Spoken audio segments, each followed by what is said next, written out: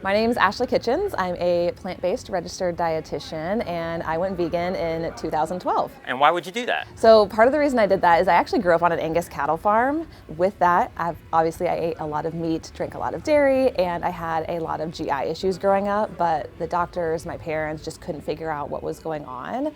And so I had to use a lot of medications just to settle my stomach, to go to the bathroom, like all those things that are supposed to be normal when you're growing up. And I became a registered dietitian, but I was still really struggling with these GI issues. And I was educating my patients on various, GI symptoms.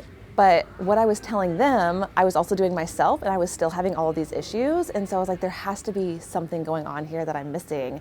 And so I started doing more research and education and just trying to figure out what I was eating and putting into my body and the impact that it was having. And come to find out, meat and dairy did not align well with my body. And so I started adding more plants into my diet. And the moment I did that, I started feeling so much better.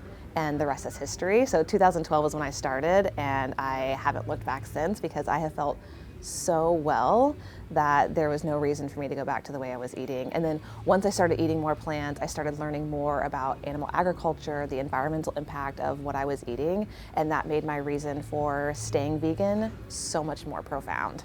Wow. Now, how long have you been working with people as a dietitian?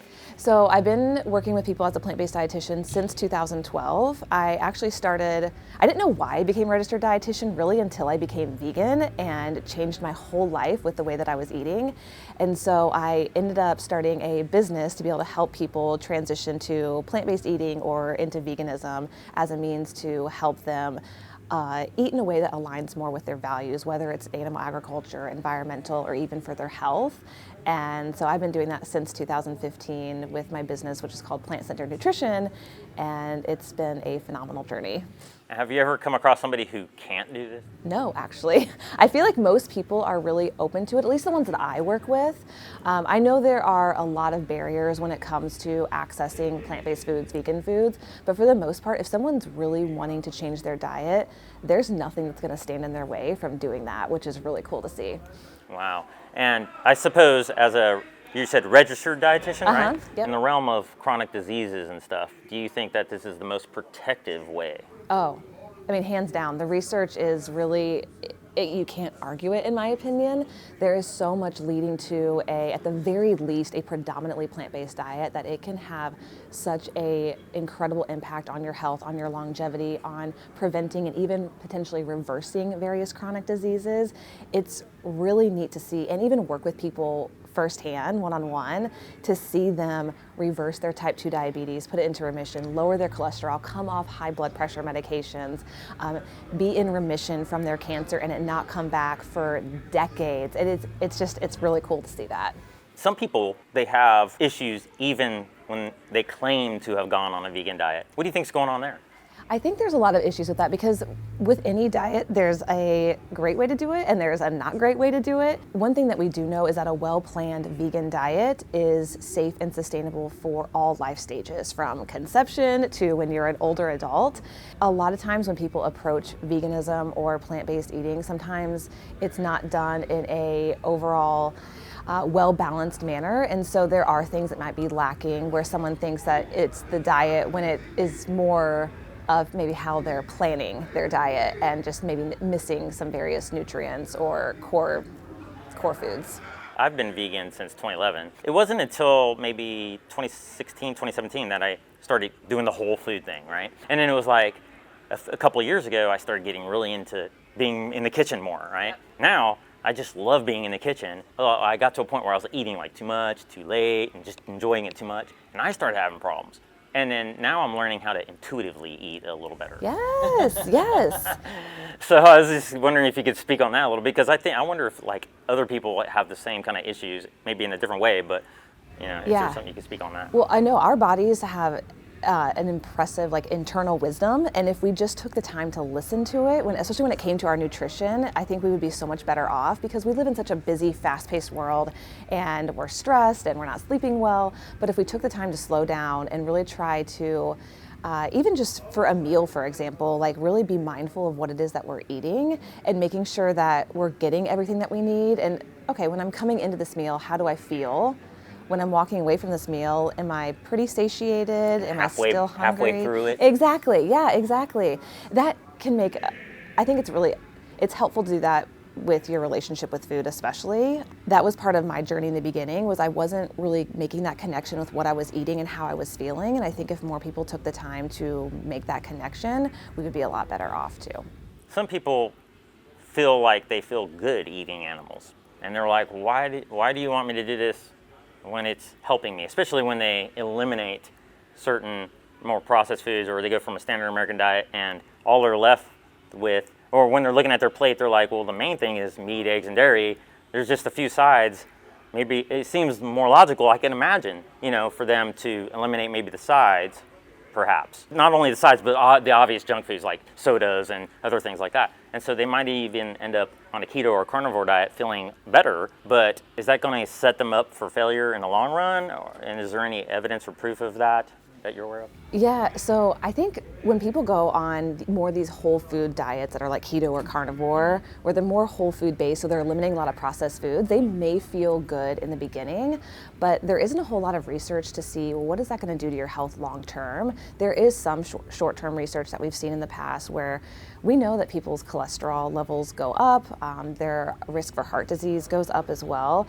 It's kind of challenging to know like what impact that's going to have on their health long term, even though they might feel good in the short term.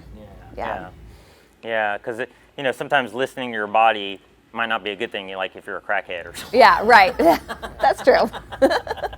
So I wonder how that might translate into the whole food world. Yeah, right. Like I feel so good when I'm eating junk food. And I think a lot of people don't realize how good they feel when they eat more plants too. Like they're so used to feeling kind of just okay eating what they're eating, but I think if more people just tried eating more like whole food vegan or more whole food plant-based, they would realize like, wow, I actually feel energized. I don't maybe need that extra cup of coffee in the afternoon, or I'm sleeping better at night, or my skin's clearing up, or I'm going to the bathroom more regularly. I'm not constipated. Like there's so many benefits to it that I think a lot of people would experience. Yeah, because I guess people may become acclimated to their uncomfortable disposition. Yes. And so it sounds like maybe that's what you're saying. Maybe they don't even know what it's like to feel good. Yeah. Oh, yeah. I mean, I never knew until I started trying it. I was like, oh, this is going to be my baseline forever. Yeah. But it didn't have to be. So I just had to make that connection. And so what kind of changes did you experience physiologically, mentally, or emotionally if you didn't already hit on those? Oh, yeah. So GI was by far the number one thing that I experienced. I went from, to be very transparent, I went from going to the bathroom once a week to going multiple times a day. Wow. Yeah. And so I was even in the hospital for various GI issues. Like I was on, like I said, medication a whole lot. So the fact that I was able to not spend hours in the bathroom, not have my stomach in knots all the time, feeling crampy or bloated, that was a massive change in my life. I mean, I just felt like this weight was lifted off of me and I felt so much better. As a mental emotional aspect, I definitely felt more mental clarity. I didn't feel like I had as much brain fog. I felt like I was able to focus a lot more on different tasks, work, school, different things like that. So it was one of those things where I was like, I didn't know I could feel this good because I had felt so poorly for 20 plus years. And so I was like, well, I'm not going back to my old way of eating. I went, plant-based vegan 11 years ago. Yeah. My parents ended up going plant-based because I asked them for my birthday. I was like, would you mind just trying plant-based eating? Don't give me any gifts. Like just try going vegan for 3 months. We tested their cholesterol before and after. Both of their cholesterols dropped about 50 points in 3 months. They lost a little bit of weight, which they weren't trying to do, and they both felt better. And they're like, okay, Ashley, maybe there is something to what you're doing. But then my sister, who has 4 kids now, she ended up going vegan, her and her whole family. And so we've got 4 vegan babies in the family, which is great. So you got it all covered then. Yep. Excellent. Yeah. Thank you. So, wow, cool. And now, where are we? Oh, so we are at Mr. America in Atlantic City. We are watching so many people from the Vegan Strong Plant Built team compete in various sports. And it has been so incredible to see these people out here just crushing it. I'm part of the Vegan Strong Plant Built CrossFit team. So I was part of a partner workout with Sally, who is my partner. And we did 3 workouts that we knew in advance. And if we qualified, we were going to move on to the championship workout, which we we ended up qualifying for. And the points were double in that qualifying workout, in that championship workout, and we ended up taking first place. So yeah, it was amazing. You're picking up the bar with the weight. Oh yeah, yes. That was incredible. Oh yeah, thank you. Up and down, over and over. Impressive. What's the max weight you were doing there on that? So we ended up getting to 175, and it was a clean and jerk. Yeah. Wow. Yeah. And how many times did you do that? So it was like 12 minutes. It was basically a clean and jerk ladder. So we started at a light weight with a lot of reps, and then slowly the weight went up and the reps went down. Oh. So once we got to 175, we had 2 of those reps to do, and I was able to get 1 in before the time cap. So we were really excited about that because that's where we wanted to be. Wow, impressive. And how long have you been doing this athletic stuff?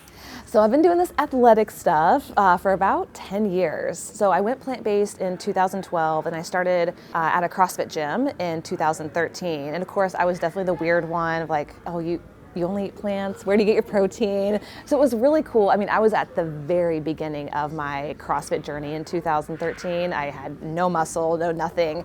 So it was really neat to really tap into the nutrition aspect of things, into plants, because plants have all the protein you need, and really just excel in the CrossFit space, and to really showcase that you don't need to eat meat to be strong. How often do you cheat? Cheat as in food-wise? Yeah. Oh, I mean... You like eat, a little dairy here and there. Oh yeah, I mean, to me it's not even an option, because I'm like, why would I cheat on a diet that I love so much? Like, it just doesn't make any sense. So I truly, and I think a lot of people ask this question, don't you like want to have a taste or like a bite of meat or like, some cheese or... It's hard to explain, but I just have zero desire to eat that. Like, there is no desire for me to eat anything that comes from an animal anymore. And yeah, so to me it's like, I know I can eat that food. I mean, I have access to it every single day, but there's absolutely zero desire to eat any of that food. What about like lab grown? Will you do that? Lab grown meat? Okay, so I ended up having someone on my podcast who's a vegan who works in a lab-grown meat Dr. Frost? facility. No, it wasn't Dr. Frost. Her name's Caitlin. She's up in Chicago. Okay. And it was really cool to hear her perspective, because she's an ethical vegan, and she's very pro lab-grown meat because she's seen how it comes to fruition, how we get it as consumers. At first I was against it, but hearing her talk about it, especially from the ethical vegan standpoint, I was like, okay, this could really change the industry and how we utilize animals, which is pretty cool. I still don't think I have a desire to try lab-grown meat, but I'm definitely for us moving in that direction, away from factory farms towards something that's much more sustainable and way less harmful to an animal, if even harmful at all. And in like Beyond Meat, stuff like that, to me that's not even geared toward vegans that much, because a lot of times they put cheese and mayonnaise and whatever on an egg. I remember hearing a statistic, I think it was from Beyond Meat, they said their consumers, about 95% of them are actually not plant-based or vegan, they're just people who eat the standard American diet. And I thought that was kind of cool that it helps at least bridge the gap away from eating animal meat to more plant-based meats. So I'm pro those meats, but again, I don't think they're really geared towards vegans or vegetarians necessarily. But I do think it can help kind of, when you go to a barbecue or something, it just makes it a bit more, quote, normal. I hate to say that, but like you're not like putting social thing, yeah, right. You're not like slapping the portobello on the grill. It's like, okay, you actually have a burger and it's delicious and it looks, just like any other burger. So why do you need an animal burger when you can have a Beyond Burger, an Impossible Burger? Yeah. What's a typical day of eating look like for you? So I love I'm a big meal prepper. I think actually meal planning and meal prepping can be really beneficial, especially if you're new to veganism. That was something that really helped me with my journey, was planning my meals for the week and doing a little bit of prepping. Especially when you're new, it's easy to kind of fall back on what you know. And so it was easy for me to be like, oh, all my meals are prepped and planned for, so I don't have to worry about them. So one of my favorite things to eat or prep every week for breakfast is tofu scramble. I love tofu scramble, fresh fruit, some toast, potatoes, a really big hearty breakfast. And then usually for lunch, I have like a protein bar, smoothie, because I work from home, so I can just kind of whip up something really easily, maybe a sandwich. And then for dinner, I do a lot of rice and beans, just because they're really accessible, they're really affordable, and you can make some great taco bowls out of rice, beans, some cashew cheese, some avocado, lettuce, tomato, that type of thing. I eat pretty simply, but every once in a while I get a desire to eat something that's like, new, different, or extravagant. So it's nice to experiment in the kitchen too.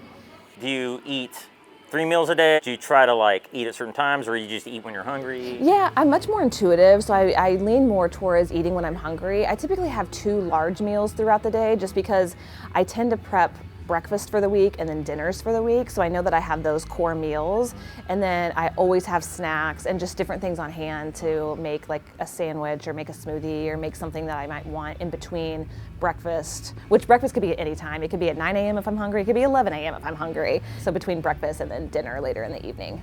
So do you do any intermittent fasting intentionally, or you just kind of accidentally? Yeah, it's not intentional. It's more just like kind of going off of how I feel. I'm definitely not one to push back my eating to like 2 or 3 in the afternoon, because usually I wake up, go for a walk, do a little bit of work, and then by that time I'm like, okay, I'm ready to eat. Like I'm ready to have a hearty breakfast.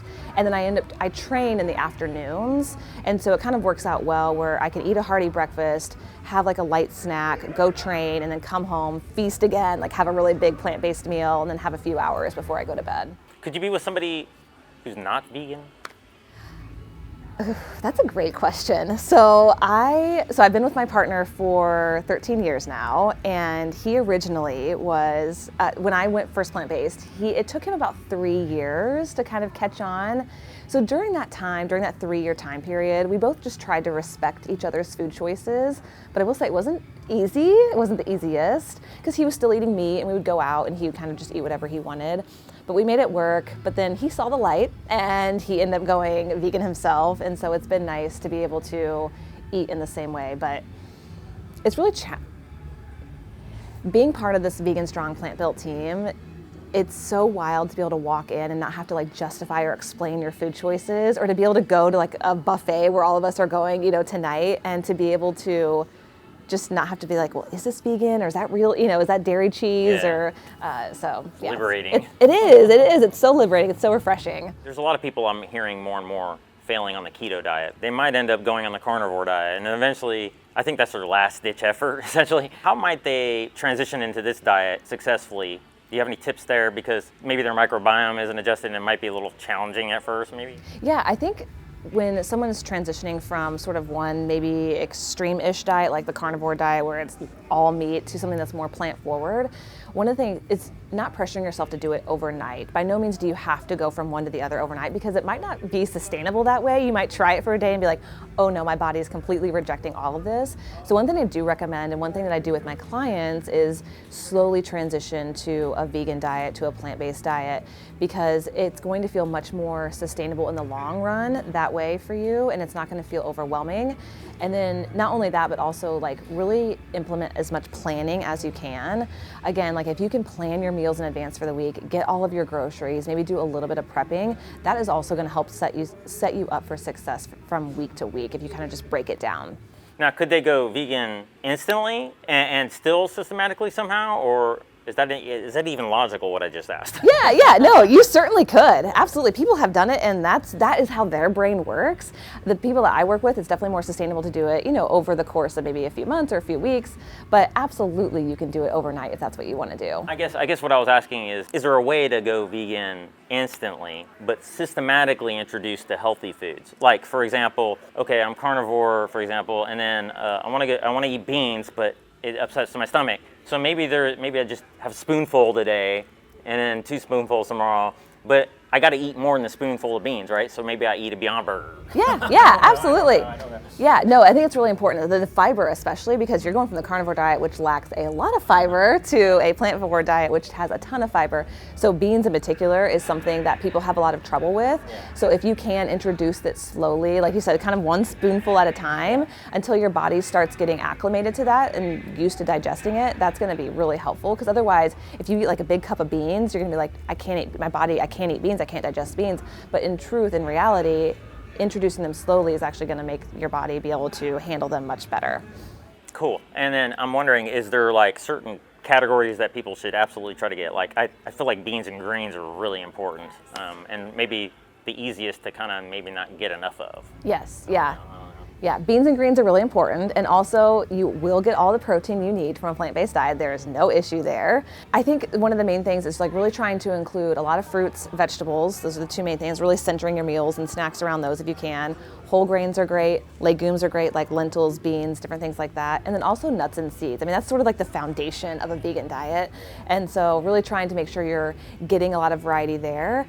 Another thing that, and research also backs this as well, is like trying to aim for about 30 different plants per week. So if you kind of have that in your head, by no means do you have to count macros or count calories. If you're going to count something, counting plants can actually be really helpful, just in making sure you're getting variety in throughout your week, and you're getting a variety of micronutrients and different things to help your body really thrive off of a plant-based diet.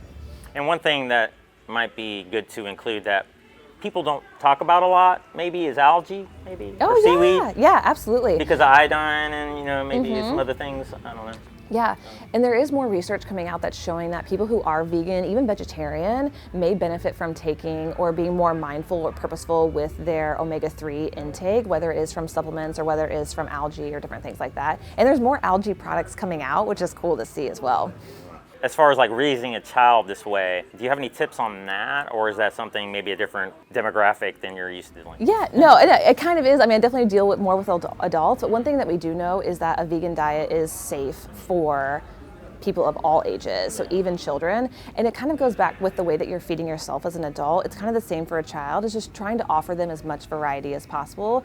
Some children, they're not going to go for it for the first couple times, but the more that you can kind of normalize just eating plants, and just living that lifestyle yourself and being that sort of example for your child, the more likely they are to kind of maybe go with it as well. And I've seen that in my sister too. When she went vegan, her oldest was used to eating the standard American diet, but the more they just implemented that into their household, the more normalized it became. And it was like, oh, okay, well, this is what we're doing now. And meat, dairy, cheese sticks, weren't really were a thing of the past. Do you have any quotes or anything that we didn't cover that you'd like to share, or last minute encouraging words? When it comes to veganism, I think it can be really challenging, especially in the beginning of your journey, to compare yourself maybe to someone who's been vegan for a really long time, or even in the athletic space if you're new to CrossFit. So one thing that I like to remind myself of is to not compare my beginning, especially if I'm doing something new, to someone else's middle, because they look so advanced and so far into what they're doing. So just to try and focus on myself, what I'm doing, and remember why I'm doing what I'm doing, whether it is CrossFit, whether it is living a vegan lifestyle, and going from there. Your social media, maybe you want to plug that real quick? Sure, yeah. So I'm at Plant Centered Nutrition on Instagram. I try to respond to all my comments and DMs, and I post a lot of various ways, tips, tricks on how to go plant-based in a sustainable way. And you have a website too? I do. It's plantcenterednutrition.us. Excellent. Thanks again for your time. Thank you.